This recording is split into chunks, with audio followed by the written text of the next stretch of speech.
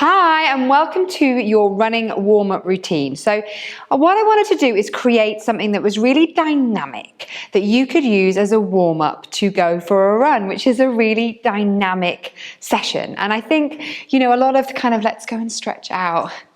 It doesn't prepare your body for running, and the stats are that 80% of runners will get injured every year. So we want to make sure that your warm-up is as dynamic as your run and is starting to get yourself ready, okay? The first place I want to start is right down here, and it is your feet, okay? So look down at your feet and get a sense of where your natural alignment is. Not about kind of standing perfectly, because the thing about something like running or any kind of intensive activity is that when you're doing it, you're really not thinking about your posture, because posture is, we can't consciously control it. So if you look down and your legs are lovely and parallel and they're hip distance apart, great, but maybe you're noticing that one leg is slightly turned out, maybe both legs are slightly turned out, and it's going to give you a sense of what's happening. I see an awful lot of really, good runners, as in they do a lot of distance, but they have one leg ever so slightly turned out, which starts to give you a sense of what's happening in the hip, what's happening in the pelvis, okay? Because often we can end up with pain in our knees and our feet, and we then go and get them corrected with shoes. But the problem isn't the foot and how it's behaving. In fact, pronation and supination is really needed in running, but actually what's happening up in the hips, okay? So we're gonna play with the hips in a minute, but to start with, it's just good to kind of go, okay, this is where my posture is at. All right, so starting with the feet, let's just warm them up. So find, as best you can, a kind of perfect natural posture. Now know that is kind of, textbook is kind of second toe, middle of knee, front of the hips here, up through your chest, and would arrive in your earlobes. Now if you bring yourself into that, that's probably not going to feel hugely comfortable if you're way outside of that. You're probably going to start to feel tightness in the knee or maybe in the back. But know that that's where, with the work that you've got on this platform, that's where we're trying to get you to, okay? But always know that just putting yourself there isn't the answer, because that's not what happens. But just to start off with, let's at least start to train ourselves into a parallel position as good as is possible for you. Just take one foot slightly in front of the other, come up onto the ball of the foot, and then come up onto your tippy toe. And then you're going to go over the toes and really stretch through the front of the foot. Then come up onto the toes, down onto the ball of the foot, and down. So you're going to come up and stretch over, and try not to fall. Try to start to build some strength in the feet, because the feet are really important, not just in running, but in all of life, because they are what sends the signal to the rest of our body, so that our body has an idea of what terrain we're on, how hard to work, how hard not to work. And often our feet are really neglected and they don't send the signal. So for some people, this is going to be really, really tight, especially as you go over. Okay. Staying with the same side, come up onto your tiptoes, and I want you to take your big toe back, but let your other toes go forwards. Mine don't want to kind of play ball, so I'm going to bend down and see if I can just really get those little ones to come off. I've decided to do this on the hard floor, which I might regret in a minute, okay, and then come down. And then what you can do is go the other way, so think about sliding the feet, the other toes go back and the big toe comes forwards. And just notice, how does that feel? Okay, now, just stand. Notice the foot you've just done. Notice the leg. Notice even the whole side of the body. Can you feel how there's a different sets of communication? Which side would feel more up for a run right now? Okay, it was like, 30, 40 seconds or something. All right, we're going to go to the other side. So you want to take your foot just slightly in front. That's going to help you with a little bit of balance. You come onto the ball of the foot. Now watch that you're not just rolling out and hanging out. If I show you this way, you don't want to just be hanging out here, okay? You want to feel like you've really got this ball of the big toe connection down. That's going to really cue your inner thighs to work. And then from there, come up onto the tiptoes and over. Oh, I'm a bit tight today as well. And down. Yeah, that's it. And over. Now, let's play with, can I get my big toe back and my little toes forwards, bend down. See if you can get them to play ball. I'm definitely going to stand on my mat in a minute for the next bit. And then could you go the other way? Slide the little toes back, big toe comes forward. And you can hang out, you can pause this video, you can hang out here if you need to. Okay, let me come and stand here. So what we're going to do now is you're going to practice playing piano, imaginary piano, with your toes, because our feet have the same ability of dexterity as our hands. It's just that we don't use them. And I mean, you see people who've lost their hands who are able to use their feet for painting or anything like that. So I can't pretend to be an expert at this, so I'm with you on this. You're going to lift the toes up, and we're going to try and go from both feet together, little toe down, then the next toe, next toe, next toe, all the way down. Now, it helps to do it with your hands as well. So we're going to play this idea of coming up and fanning through our feet and seeing if we can get some control through those feet, some control in the toes. I'm having to concentrate hard. Can we go the other way? Whoa. And, you know, I'm looking down. I'm not necessarily advising because I'm curious myself. And what I'm seeing is, like, the feet are different. They behave differently. Like I said, this way needs a lot more practice for me. Okay. And you can just play with this yourself. All right. So now, kind of notice, how does this feel? Okay, then we're going to start to just look at really stretching, but in a dynamic way. Because like I said, you know, you don't want static stretches to warm your body up for, you know, probably the most dynamic thing you're going to do. So if you've got a mat, you can do it with a mat. If you don't, it doesn't really matter so much for this, okay? But we're going to play with some lunges. So we're going to just, before you even kind of think about it too much, just do a lunge. And just notice what happens. Okay, so just tune into yourself with that. Now, a lunge is a controlled fall. I fall, I control my descent, and I come back. Okay. Now, common little faults here are the body starts to understand that it's going to fall, and I can see it in myself. So it kind of wants to lean back. I'm exaggerating to manage that. So what can be really helpful is if you go and grab like a broom. I haven't got one here, but you can grab it and put it behind your head here so that you've got the back of the head touching the broom, the rib cage touching the broom, and the pelvis touching the broom. And then your hands are kind of just holding the little arches of your back, the little gaps between, okay? And then you're trying to keep with that alignment so that you can keep with it. And then I really want you to work on springing back. Springing back. How is that? If you haven't got a broom, you can just do what I am. It does actually really help. You try and remember to kind of keep this alignment, okay? And then you're just kind of noticing, okay, now what you could then do, I haven't got a huge amount of room here so that you can see me, but you could kind of take it into a little walk. So what I get my husband to do, he's a great runner, is walk around the kitchen. He has to do loops of the kitchen, walking lunges.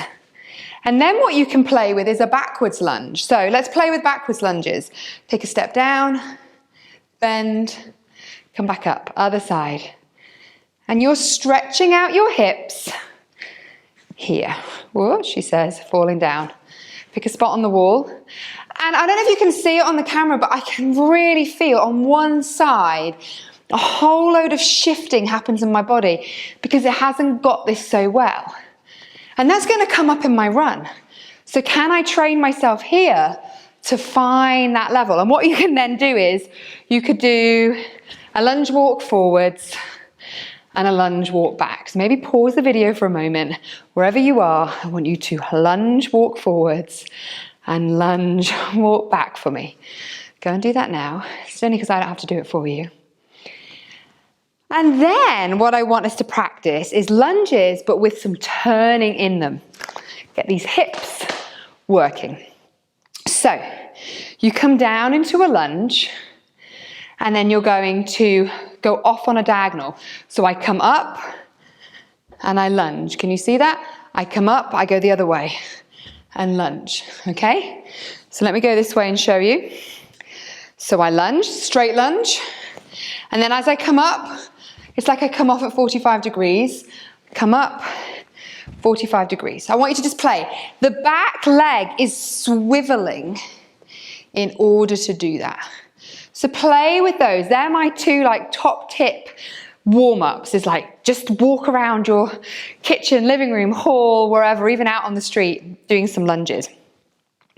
Okay, the other piece I want us to focus on, just to really prepare your body, is the thoracic extension, because this is something that is missed, I think, is that when you're running, I'm going to kind of do it standing still here. You see this all the time. If you go and watch like a fun run, not just because people are tired, even at the beginning, when they're running, you kind of end up here, because actually, when the leg is behind you, so running is a hip extension exercise really, when the leg is behind you, in order to be upright, you've got to be in extension. It's actually spinal extension to be what appears to be kind of upright. And as kind of most of you guys know, spinal extension can be quite tricky for most of us if we spend our days flexed over something. So we're going to use some squatting, again, really great for the glutes and for the legs from a running perspective. But we're going to use it to really think about length and space through the spine and the ability to find some extension. So I'm going to come sideways to show you. Find that nice kind of aligned position again for me. And we're going to think about what's the first thing that happens in a squat. Now, if you've seen my videos before, you'll know it's not the knee, because when you sort of here, you end up kind of here and you can't go very much further. So the first thing that happens in a squat is the hips, the pelvis moves backwards. Yeah?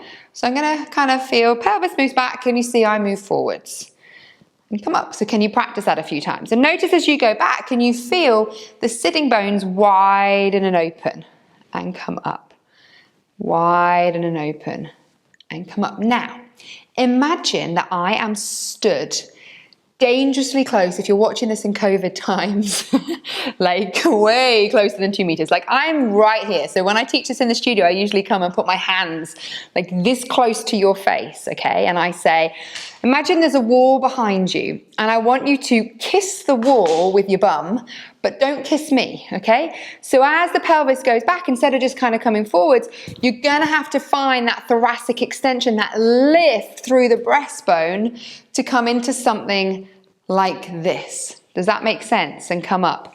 So kiss the wall, but don't kiss imaginary me in front of you. Really find that lift. Can you feel that thoracic extension? Because that's what I want. Now, we're going to take this into a lunge. So you're going to kiss, bend the knees, feel the lift of the chest. You feel your pelvis is going backwards, your knees are going forwards. If you're anything like me, the heels are going to lift, but you might get all the way down. That's fine. But can you keep that feeling of lift through the chest? Yeah, and that feeling of space through the pelvis. Then the heels go down and the body comes up. So kiss your wall, don't kiss me. Find that lift. Again, I can't pretend that I'm the pro at this. This is very much work in progress for me too. Then it's like you find the point where the knees bend, when you need them to keep that lift. And it's a feeling like the knees are going forwards, the pelvis keeps going backwards. You get this idea of this opposition. And up. Okay, we're going to go a little quicker. Don't lose the strategy. Don't lose the thoracic extension. So think of this, yes, it's a squat, but can you feel it's a thoracic extension exercise? This ability to find this length through the front of the body when you're in flexion through your hips and through your knees. And up. One more.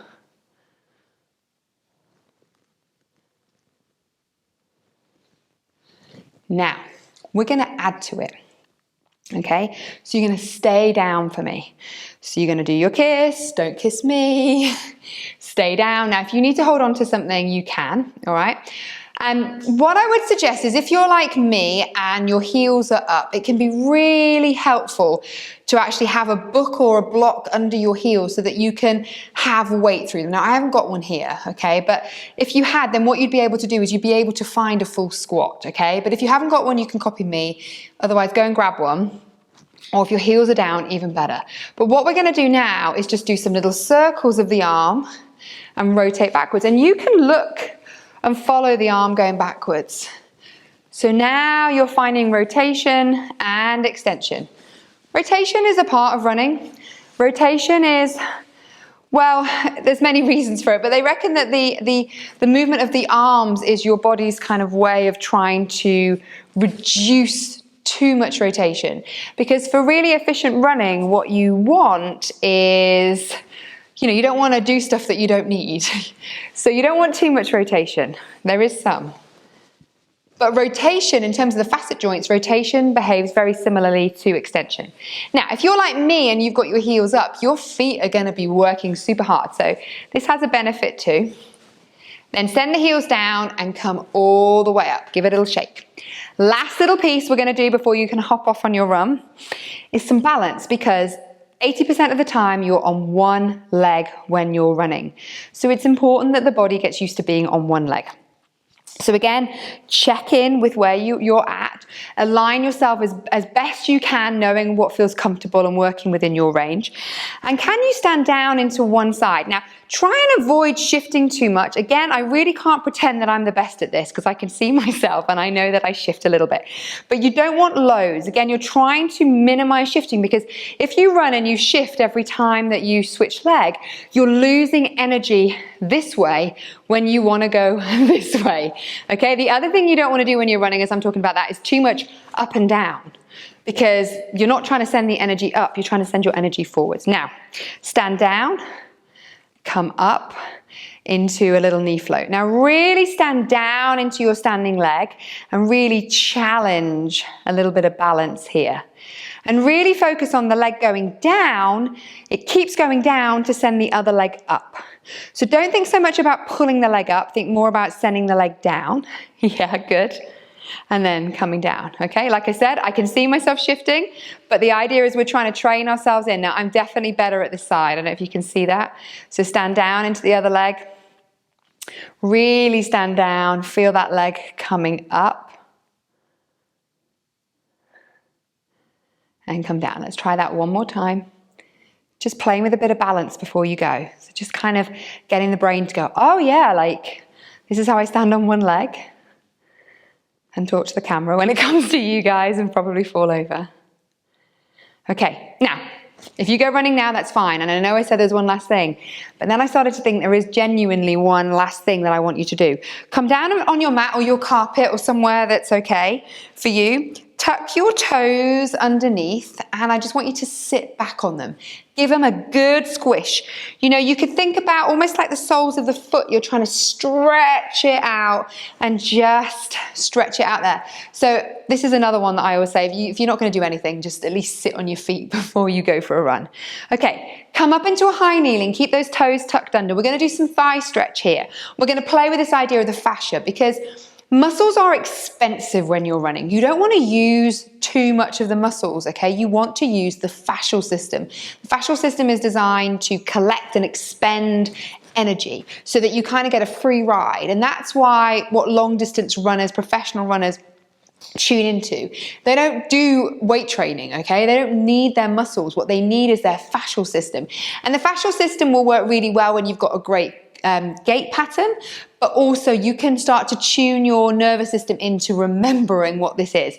And this is my favorite exercise. So look, I have loads of videos where I talk about thigh stretch in more detail, thinking about your alignment. But for the purposes of this, your last little piece here is you're going to come in through a thigh stretch and you're going to feel how your glutes are working, and then you're going to come up. Now, what I want you to start to do is see if you can find the bounce. It's like you load your tissue and it just brings you back. Can you just start to see if you can find the free ride return? Can it take you back? How is it to feel that? You're also working your glutes and you're also stretching your feet. So each of these exercises I've shown you today, you could just do as a little standalone next time. Any of them are really going to prepare you. And you could, if you wanted to, add a little rotation here, just like we did in the squat.